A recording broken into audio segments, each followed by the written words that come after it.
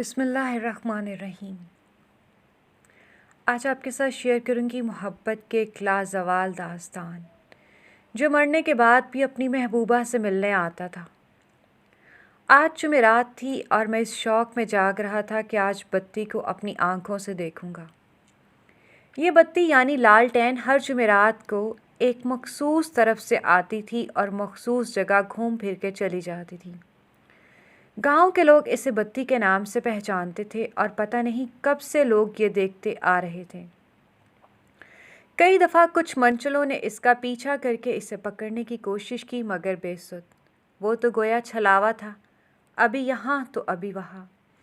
میں یہ باتیں اکثر سنتا تھا مگر کبھی دیکھنے کا اتفاق نہیں ہوا تھا۔ یہ ضلع جہلم کے ایک گاؤں کی بات ہے۔ میری وہاں خالہ رہتی ہیں۔ سال میں ایک آدھ بار ان سے ملنے چلا جاتا تھا۔ اس بار گیا تو شوق ہوا کہ دیکھوں تو صحیح آخر یہ بتی ہے کیا بلا۔ اور آج میں اسی شوق میں جاگ رہا تھا۔ میں کئی بار گھر سے باہر جھانک چکا تھا مگر اس بتی کا ابھی تک کوئی اتا پتہ نہیں تھا۔ بتاتا چلو کہ وہ چند گھروں پر مشتمل ایک چھوٹا سا گاؤں تھا۔ وہاں اکثر ایسے ہی گاؤں ہیں جنہیں وہاں کے لوگ ڈھوک بولتے ہیں۔ میری خالہ کا گھر آخر میں تھا۔ اس سے آگے ان کی زمین اور پھر دور تک پہاڑ، جنگلات، اونچے نیچے، ٹیلے ہی ٹیلے تھے۔ شاید رات کے 12 بجے کا ٹائم ہوگا کہ خالہ نے مجھے آواز دی کہ جلدی آؤ۔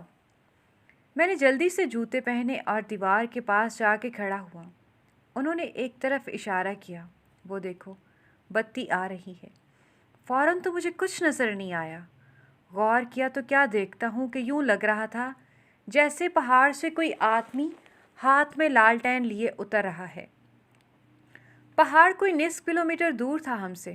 ابھی وہ لالٹین پہاڑ سے اتری بھی نہیں تھی کہ بجھ گئی۔ میں نے خالہ کی طرف دیکھا اور پوچھا کہاں گئی؟ انہوں نے اسی طرف اشارہ کیا۔ میری حیرت کی انتہا نہ رہی کہ جب میں نے دیکھا کہ وہ اب قبرستان میں گھوم رہی تھی۔ بتاتا چلوں قبرستان اور پہاڑ کا فاصلہ آدمی دوڑ کر بھی 20 منٹ میں طے نہیں کر سکتا، اور وہ بتی 2 سیکنڈ میں پہنچ گئی تھی۔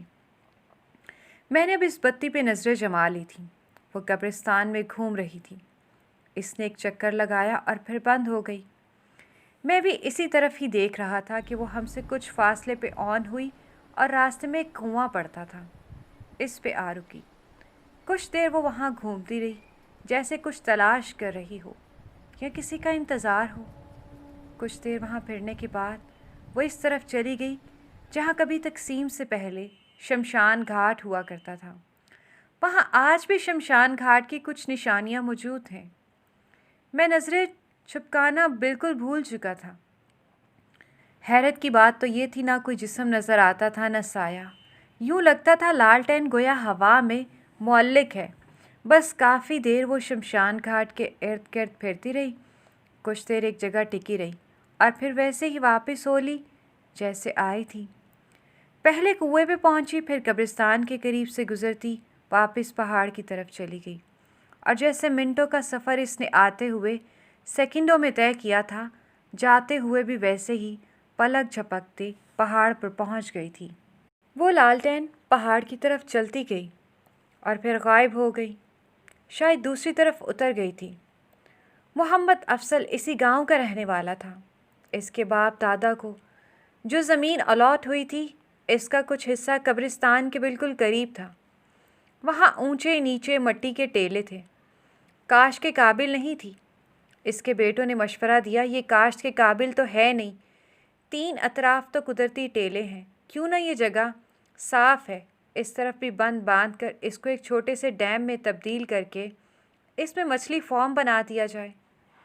بیٹوں کی بات افضل کے دل کو لگی تھی، سو اس نے ہفتے کے بعد کام شروع کروا دیا۔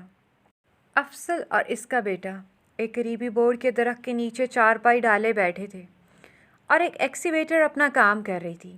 جو چھوٹے موٹے ٹیلے اس جگہ کے اندر تھے، ان کی مٹی کو بند کی جگہ لگا دیا گیا تھا اور ڈیم بنانے کی جگہ کو مزید گہرا کیا جا رہا تھا۔ ان کا ارادہ تھا کہ جگہ بھی گہری ہو جائے گی اور بند بھی مکمل ہو جائے گا، مٹی باہر سے نہیں لانی پڑے گی۔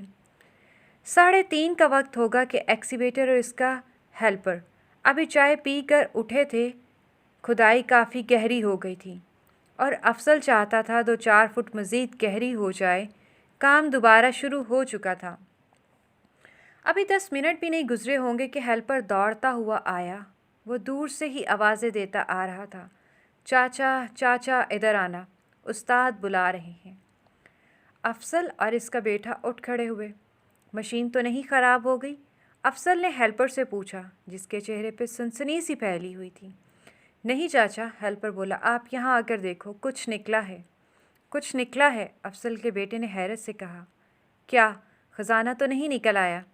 इसके बेटे ने मुस्कुरा कर हेल्पर से कहा। इतनी देर में वो एक्सीवेटर के करीब पहुंच चुके थे। एक्सीवेटर चलाने वाला भी नीचे उतरकर एक्सीवेटर के आगे खड़ा था। दोनों बाप बेटों की नज़र एक साथ ज़मीन से दरियाफ्त होने वाली इस चीज़ पे पड़ी और हैरत ज़दा रह गए। दरियाफ्त होने वाली चीज़ कुछ और नहीं, एक इंसानी ढांचा था। यूं कि हड्डियाँ ही थीं, जिनमें वाज़ह खोपड़ी की हड्डी ही थी, बाकी बस बराए नाम ही रह गई थी। जिस बात पे ये लोग हैरान हुए वो ये थी कि जो हड्डियों का ढांचा वो देख रहे थे, उसके अंदर एक लोहे का फंसा हुआ सरिया नुमा टुकड़ा था, जिसको मट्टी ना जाने कब से अपनी खुराक बना रखा था, और अब वो महज आध इंच से भी कम बारीक और एक हाथ लंबा रह गया था। इसके करीब ही एक लालटेन की बाकियात पड़ी थी। अफसल के बेटे और उस्ताद ने एहतियात से इन हड्डियों को उठाया और साथ टूटी फूटी लालटेन के बाकियात को भी और एक कपड़े में लपेट दिया। ये यहाँ कैसे आ गया? अफसल ने गोया खुद कलामी की, मगर वो सबसे मुखातिब था। मेरा ख्याल है अब्बा जी, इसके बेटे ने जवाब दिया। ये करीब कब्रिस्तान है, शायद ये जगह भी इसका हिस्सा हो, या फिर बहुत पहले किसी ने इस बेचारे का मार कर इधर इसे दबा दिया हो।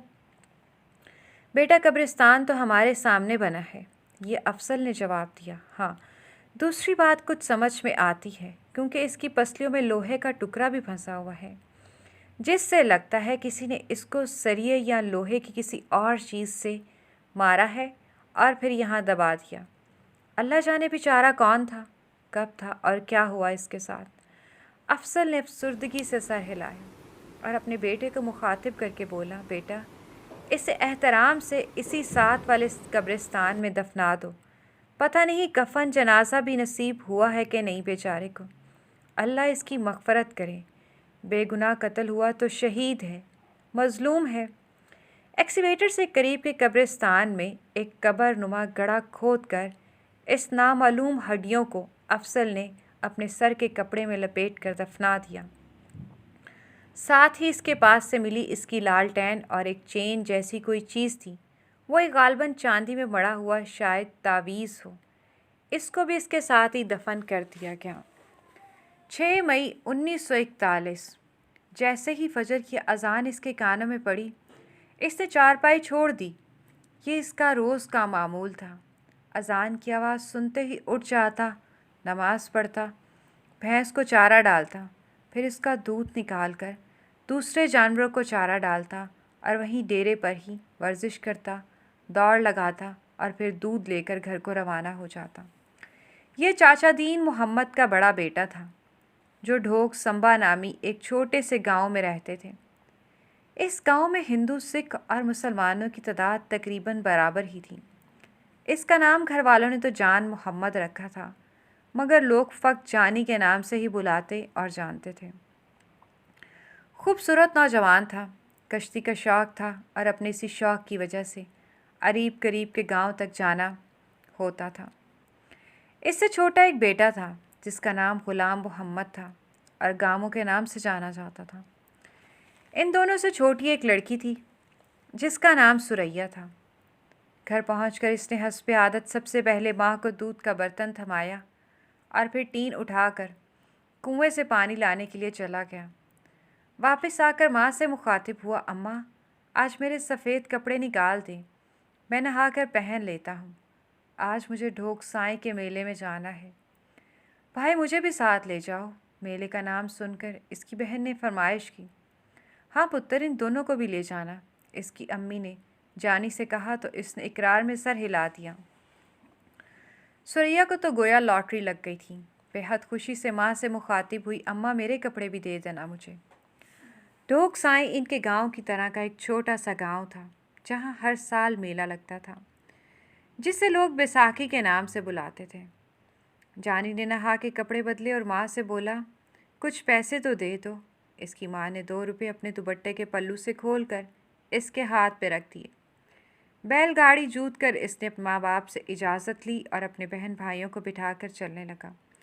तो माँ ने कहा, पुत्र इनका ख्याल रखना और इसका ख़ास तौर पे, ये बच्ची है कहीं मेले में इधर उधर ना हो जाए। अम्मा बेफिक्र रहो, मैं इसको अपने साथ ही रखूँगा, नहीं गुमने देता। इसने अपनी माँ को तसल्ली दी और चल पड़ा। रास्ते में अदनान नामी एक गांव पड़ता था। ये इस कुएं पे जाकर पानी पिया इसने और वहीं खड़ा हो गया। ये इसके दोस्त रंजीत सिंह और अख्तर का गांव था। इसने इनको भी साथ लेकर जाना था। जानी ने गांव के रास्ते की तरफ नज़र दौड़ाई, मगर अख्तर और रंजीत में से कोई भी आता नज़र न आया। गांव की लड़कियां, औरतें कुएं से पानी भर रही थीं। कुआं गांव के बिल्कुल करीब ही था। इसने सोचा यहाँ इंतज़ार करने की बजाय वो खुद जाकर इन दोनों को बुला लाए। यही सोचकर इसने अपने दोनों बहन भाई को यहाँ इंतज़ार करने को कहा और ख़ुद गांव की तरफ से आते रास्ते पे चल पड़ा। अभी इसने आधा रास्ता ही तय किया था कि सामने से रंजीत सिंह आता दिखाई दिया। जानी वहीं खड़ा हो गया। रंजीत सिंह जैसे ही करीब आया, इसने पहला सवाल अख्तर के बारे में किया। वो भी आ रहा है, मैं इसके घर से ही आ रहा हूँ। रंजीत ने जवाब दिया और दोनों बैलगाड़ी की तरफ चल पड़े। अभी वो बैलगाड़ी के करीब पहुँचे ही थे कि इनको अख्तर आता दिखाई दिया। रंजीत सिंह ने सुरैया के सर पे हाथ रखा और प्यार से पूछा, गुड्डी भी मेला देखेगी आज? हाँ पा रंजीत, मैं भी देखने आई हूँ मेला, सुरैया ने जवाब दिया। इसके चेहरे पे खुशी की झलक थी। अख्तर आया, इसने भी सुरैया से वही सवाल किया, मेरी नन्ही आज मेला देखेगी? और प्यार से इसके सर पे हाथ रखा। वो तीनों बैलगाड़ी पे बैठे और ढोक साई की तरफ चल पड़े, जहाँ बैसाखी मेले का रंग बरंगा और अजीबो गरीब मंजर था। रास्ते में इन्हें रंग बिरंगे कपड़े पहने मर्द और औरत बैसाखी की तरफ जाते हुए मिले। दूर करीब के गांव के लोगों को तफरी के नाम पे साल बाद के एक मेला ही मुयस्सर था। सो कब कोई भी देखे बिना नहीं रहता था, औरतें हों या बच्चे या बूढ़े। जो जो वो मेले के करीब होते जा रहे थे, ढोल ताशों की आवाज़ें वाज़िया होती जा रही थीं, जो बैसाखी के अरूज का सबूत थी। मेले में पहुंचकर जानी ने बैलगाड़ी एक तरफ खड़ी की और बैलों को अलग करके एक जगह बांध दिया और सब के साथ चल पड़ा। बैसाखी वाकई अरूज पर थी। हर तरफ शोर, जिसमें ढोल की आवाज़ सबसे वाज़िया थी, और लोग ही लोग, जिनमें मर्द, औरतें, बच्चे, बूढ़े, जवान सब शामिल थे। करीब के गांव चूँकि मुसलमान, सिख और हिंदू के मुश्तरका थे, तो मेले में सब ही आए थे। बहुत से लोगों के साथ इनकी फैमिली भी थी। मेला क्या था? इंसानों का समंदर था। कई लोग अपनी अपनी दुकानदारी सजाए बैठे थे, जिनमें खाने पीने की चीज़ें थीं। कोई अपनी उगाई सब्ज़ी बेचने आया था। जानी ने गामू और सुरैया को खाने पीने की चीज़ें लेकर दीं और सुरैया की पसंद की नीली पीली चूड़ियाँ लेकर दीं। इसको देख के सुरैया बहुत खुश थी और वह सुरैया को देखकर खुश था। वो सब घूमते, कभी बैलों की दौड़ देखते तो कभी घोड़ा नाच से लुत्फ़अंदोज़ होते थे। यूं ही घूमते घूमते वो इस जगह जा पहुँचे जहाँ कुश्ती का उखाड़ा लगा हुआ था। उखाड़ा और इसमें कुश्ती पहलवानों को कुश्ती लड़ता देखकर जानी के अंदर का पहलवान मचलने लगा, मगर वो यहाँ कुश्ती की नीयत से नहीं आया था, सो सब्र किए रखा। इतने में ढोल पीटने के साथ ही आवाज़ लगाई गई, अब मैदान में आ रहा है अदनान, गांव की पहचान, शेर जवान, राम लाल तिवारी के सपूत माधूम लाल पहलवान। है कोई माई का लाल जो इसको हराए और इनाम में भैंस लेकर जाए? भैंस का नाम सुनकर एक आदमी मैदान में उतर आया। ये जानी के करीबी गांव का जवान था, जो कुश्ती का शौकीन था, मगर अभी इस मैदान में नया था। जानी माधुराम को भी जानता था। अच्छा पहलवान था, मगर कभी जानी का इससे सामना नहीं हुआ था। جیسے ہی وہ جوان میدان میں اترا، مادھو رام نے اگلے 5 منٹ میں اسے ہرا دیا۔ پھر ایک مسلمان نوجوان آیا، مادھو رام نے اسے بھی پٹخ دیا اور نخوت سے بولا، مسلمان ہونا اب مادھو رام سے ٹکر لے گا کیا؟ یہ بات رنجیت، اختر اور جانی سمیت وہاں کھڑے بہت سے لوگوں کو ناگوار گزری۔ رنجیت سنگھ نے جانی کی طرف دیکھا اور اس کی پیٹھ پہ تھپکی دی۔ یہ اس بات کا اشارہ تھا کہ میدان میں اتر پڑو۔ جانی نے ایک لمحے کو سوچا، اختر کی طرف دیکھا، اس کی آنکھیں بھی گویا یہی کہہ رہی تھی کہ اللہ کا نام لو اور جاؤ۔ جانی نے اپنی بہن کے سر پہ ہاتھ رکھا اور پیار سے پوچھا، سریا میں کشتی نہ لڑ لوں؟ سریا جانتی تھی اس کا بھائی کشتی کھیلتا رہتا ہے، بلکہ سارا گھر جانتا تھا۔ سریا نے ہاں میں سر ہلا دیا۔ سریا نے کہا، جاؤ بھائی، آپ ہی جیتو گے۔ سریا نے محبت بھرے یقین سے کہا۔ ڈھول والا اعلان کیے جا رہا تھا، کوئی جوان ہے؟ کوئی جوان ہے؟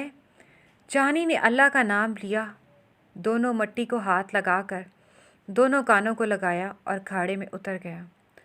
مادھو رام نے تکبر سے اسے دیکھا۔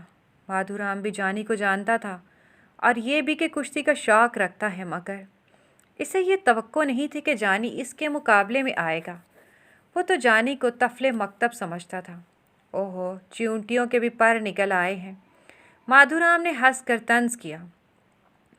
جانی خاموش رہا۔ دیکھنے والوں کی دلچسپی بڑھ گئی تھی، مگر کسی کو یقین نہیں تھا کہ یہ لڑکا مادھو سے جیت جائے گا، ماں سوائے گاموں، اختر، سریا اور رنجیت کے۔ رنجیت نے دونوں ہاتھ جوڑ کر اپنے انداز میں دعا مانگی، اللہ کرم کرے گا۔ اختر نے بھی ان سب کو اور خود کو حوصلہ دیا۔ کھاڑے میں وہ دونوں پنجہ آزمائی کر رہے تھے۔ پھر مادھو نے اچانک ایک داؤ مارا اور جانی اس کے اوپر سے ہوتا ہوا نیچے گرا، مگر گرا پیٹ کے بل تھا۔ سونا ہار ہوئی، نہ جیت۔ دیکھنے والے بے سدھ ہو گئے تھے، گویا ڈھول والا بھی شاید ڈھول بجانا بھول گیا تھا۔ تقریباً 10 منٹ تک دونوں ایک دوسرے کو گرانے کی سرتوڑ کوشش کرتے رہے اور پھر جانی کا داؤ چل گیا۔ دونوں پہلوان ایک دوسرے کا بازو قابو کرنے کی کوشش کر رہے تھے۔ جانی کے ہاتھ میں اس کا بازو آ گیا۔ قیمتی لمحہ تھا، جانی سستی دکھا دیتا تو ناکام پہلوانوں میں گنا جاتا، مگر جانی نے یہ لمحہ گنوایا نہیں۔ اس نے مادھو رام کے بازو کے ہاتھ میں آتے ہی گھوم کر پیٹھ اس کی طرف کی اور نیچے بٹھایا اور اس کے اپنے اوپر سے گھما کے زمین پہ دے مارا۔ اس سب میں فقط ایک لمحہ لگا۔ مادھو رام چاروں شانے چت پڑا تھا۔ ایک لمحے تک تو کسی کو سمجھ ہی نہیں آئی کہ کیا ہوا، مگر دوسرے ہی لمحے ڈھول پہ تاپ پڑی اور لوگوں کی تالیوں واہ واہ کے شور میں کان پڑی آواز نہیں سنائی دے رہی تھی۔ اختر اور رنجیت نے جانی کو کندھے پہ اٹھا لیا۔ اچھا کیا، اس سالے کا غرور توڑ دیا۔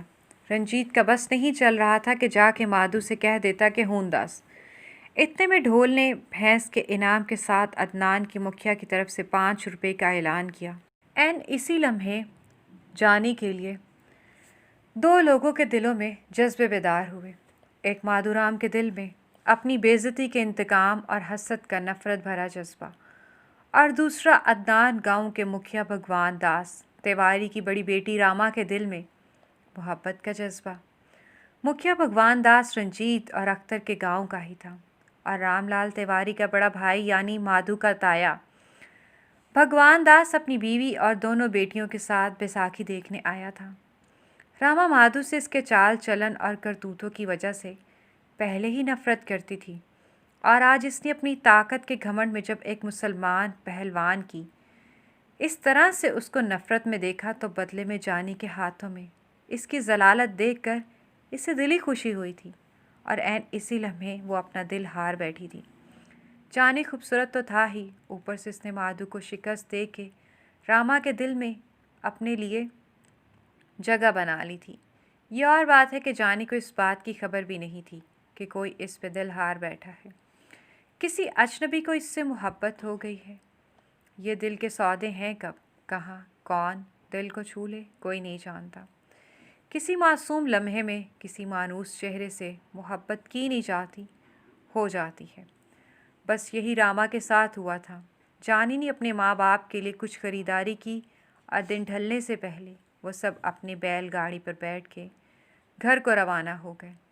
راستے میں اس نے اپنے دونوں دوستوں کو ان کے گاؤں اتارا اور آہستہ آہستہ اپنی جنت اپنے گھر کی طرف روانہ ہو گیا۔